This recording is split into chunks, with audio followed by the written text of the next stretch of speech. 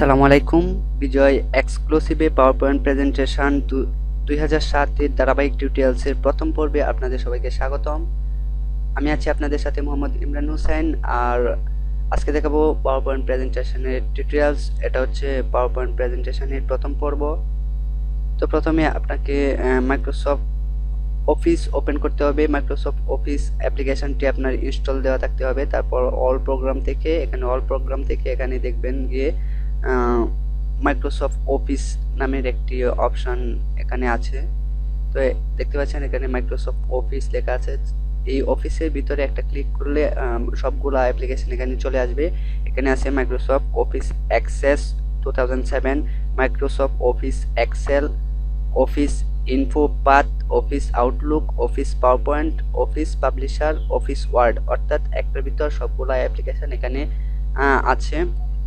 তো আমরা আজকে পাওয়ার পয়েন্ট প্রেজেন্টেশনটি ক্লিক করব। পাওয়ার পয়েন্ট প্রেজেন্টেশনের টিউটোরিয়ালস তৈরি করতে যাচ্ছি, আপনারা আমার সঙ্গে থাকবেন। আমি পাওয়ার পয়েন্ট প্রেজেন্টেশনের A to Z টিউটোরিয়ালস আপনাদেরকে শেখানোর চেষ্টা করব। আর এটা হচ্ছে আমার প্রথম টিউটোরিয়ালস পাওয়ার পয়েন্ট প্রেজেন্টেশনের। তো এটা হচ্ছে ইন্টারফেস পাওয়ার পয়েন্ট প্রেজেন্টেশনে। আপনি যখন এখানে দেখতে পাচ্ছেন সবগুলো অপশান হাইড হয়ে আছে, আপনি যখন এখানে ক্লিক করবেন তখনই সবগুলো অপশান শো করবে। তো দেখতে পাচ্ছেন এখানে সবগুলো অপশান শো হয়ে গেছে। তো এখন আপনার কাজের জন্য প্রস্তুত। তো এটা হচ্ছে ইন্টারফেস। প্রথমে ইন্টারফেসে পরিচয় করিয়ে দিই আপনাদের সাথে। এখান থেকে আপনি লেখা স্টার্ট করবেন। এখানে এটা হচ্ছে সিল্ডার্স, অর্থাৎ কয়টা পেজ আপনার এখানে আছে সেটা আপনাকে এখান থেকে দেখাবে। আপনি যদি আরও নতুন আরেকটা পেজ নিতে চান তাহলে এখানে নিউ স্লাইড নামের একটা অপশান আছে। যদি নিউ স্লাইডে ক্লিক করেন তাহলে দেখতে পারবেন এখানে 1, 2 প্রথম একটা ডিফল্ট পেজ ছিল, এখন আরেকটি পেজ এখানে বেড়ে 2টি পেজ হয়ে গেছে। তো এটা হচ্ছে হোম, এটা হচ্ছে ইনসার্ট, এটা ডিজাইন, এটা অ্যানিমেশন, এটা স্লাইড শো, এটা রিভিউ, ভিউ, অ্যাড ইনস। তো এভাবে প্রতিটি অপশানের কাজ আমি আপনাদেরকে শেখানোর চেষ্টা করব। আর আজকে যেহেতু প্রথম পর্ব, তো আজকে পরিচয় হয়নি কোনটা দিয়ে কি কাজ করব। তো এটা হচ্ছে একটি টাইটেল বক্স আর এটা হচ্ছে একটি সাবটাইটেল। আপনি যখন প্রেজেন্টেশনের ক্ষেত্রে আপনি কি বিষয় নিয়ে প্রেজেন্টেশন করবেন, ধরেন আপনি একটা কিছু আপনার জেলাকে পরিচিত করানোর জন্য প্রেজেন্টেশন তৈরি করবেন। তো আপনি লিখবেন এখানে আপনার জেলার নাম। ধরেন আপনি যে কোনো একটা জেলার নাম লিখলেন, আমি কিশোরগঞ্জ লিখলাম,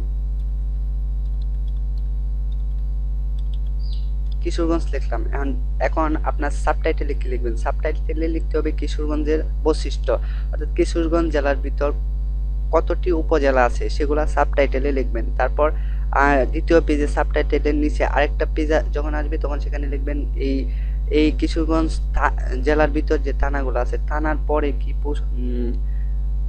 উপজেলা অর্থাৎ পোস্ট অফিস কতগুলো আছে সবগুলো এখানে লিখবেন। এভাবে প্রেজেন্টেশন তৈরি করবেন। তো এখানে হোম বাটনে আছে, এখানে পেস্ট কি, অর্থাৎ আপনারা জানেন কোনো লেখা কপি করে Ctrl+C দিয়ে কপি করে আমরা Ctrl+V দিয়ে পেস্ট করি। তো এই লেখাটা সেম Ctrl+C দিয়ে যখন পেস্ট করব, কপি করব, এটা ক্লিক করলে পেস্ট হয়ে যাবে। আর এটা কাট আর এটা ফরম্যাট প্রিন্টার, এগুলা কপি, এগুলা জানানোর প্রয়োজন নেই, নিশ্চয়ই আপনারা অবশ্যই জানেন।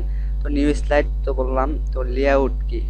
লেআউট হচ্ছে এখানে আপনি নতুন কোনো যদি বক্স নিতে চান টেক্সট লেখার জন্য, আপনি একটা জিনিস লক্ষ্য করবেন যে টেক্সট ছাড়া পাওয়ার পয়েন্টে আপনি কোনো লেখা লিখতে পারবেন না।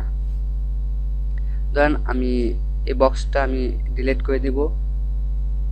এই বক্সটা ডিলিট করে দেওয়ার কিভাবে ডিলিট করবেন? এখানে যখন এরো কিটা নেবেন তখন দেখবেন চারপাশে এরো কির মতো একটা চিহ্ন চলে এসেছে, এখানে ক্লিক করবেন, ক্লিক করে ব্যাক স্পেস দিবেন, দেখবেন চলে গেছে। এই বক্সটা সেমভাবে যদি আমি এখানে ব্যাক স্পেস দিই তো চলে গেছে। তো আপনি এই ব্ল্যাঙ্ক পেজটাতে আপনি কোনো কিছু লিখতে পারবেন না, এটা হচ্ছে একটা ব্ল্যাঙ্ক পেজ। তো এখানে যদি এই পেজ আপনি কিছু লিখতে চান তাহলে এখান থেকে লেআউট থেকে যে কোনো একটি লেআউট সিলেক্ট করতে হবে, অর্থাৎ আপনার পেজে এনে বসাতে হবে। আমি এই লেআউটটা আনলাম, দেখতে পাচ্ছেন এখানে 2টা বক্স তৈরি হয়ে গেছে। তখন আপনি যে কোনো কিছু আপনি এখান থেকে লিখতে পারবেন। এটা হচ্ছে নিউ স্লাইডের কাজ। কিভাবে প্রেজেন্টেশন তৈরি করে সেগুলা পরবর্তী টিউটোরিয়ালসে অবশ্যই দেখাবো, সেজন্য অবশ্যই সঙ্গে থাকবেন। তো আজকে আরেকটা জিনিস দেখাই। রিসেট হচ্ছে রিসেট, অর্থাৎ আপনার পুরো বডিটা যেমন ছিল পুরো ইন্টারফেসটা রিসেট চাপলে সেরকম হয়ে যাবে। ডিলেট একটা স্লাইড আপনি ক্লিক করলেন অর্থাৎ ডিলেট, এই এখানে আমি যে নিউ স্লাইড নিয়েছিলাম তো সেগুলো ডিলেট চাপলে স্লাইডগুলো ডিলেট হয়ে যাবে। তারপর এখানে যদি ক্লিক করি, এটা হচ্ছে টেক্সট বক্স। অবশ্যই সবাই যারা কম্পিউটার ব্যবহার করেন টেক্সট সম্পর্কে ধারণা আছে। এখানে বিভিন্ন স্টাইলিশ টেক্সট আছে, সে এখান থেকে যে কোনো একটি স্টাইল চয়েস করে আপনি লিখতে পারবেন, এখানে টাইপ করতে পারবেন। আর এটা হচ্ছে টেক্সট সাইজ, যে কোনো সাইজের আপনি টেক্সট লিখতে পারবেন। আর এটা দিয়ে টেক্সট সাইজ বড় হয় আর এটা দিয়ে ছোট হয় টেক্সট সাইজ। আর এটা হচ্ছে বোল্ড, এটা হচ্ছে ইটালিক। বোল্ড মানে মোটা হওয়া, ফন্টকে মোটা করা, আর ইটালিক মানে বাঁকানো, ফন্ট বাঁকানো। কারণ আমি এখানে কিছু একটা লিখলাম, তারপর সিলেক্ট করে যদি আমি বোল্ডে দিই তাহলে দেখতে পাচ্ছেন মোটা হয়ে গেছে। আবার এটা ইটালিক তো বাঁকা হয়ে যাবে, আর এটা আন্ডারলাইন হয়ে যাবে। আর এটা হচ্ছে স্ট্যাক থ্রো, আপনি যখন এটা দিবেন তো আপনার ফন্টটা কেটে যাবে, কেটে গেছে দেখতে পাচ্ছেন। আর এটা হচ্ছে ফন্ট শ্যাডো, আর এটা হচ্ছে ফন্ট ডিস্টেন্স স্পেসিং, অর্থাৎ ফন্টের কতটুকু স্পেস থাকবে এটা। আর এটা হচ্ছে case, sentence case, lower case, upper case. আপনার টেক্সটটা কিভাবে লিখবেন সেটার উপর ডিপেন্ড করবে এটা। আর এটা হচ্ছে ফন্ট কালার এখানে দিলে দেখতে পাচ্ছেন ফন্টটা লাল হয়ে গেছে। আবার যদি আমি স্ট্রাকচারটা কেটে দিই তাহলে দেখবেন কাটা অংশটা চলে গেছে।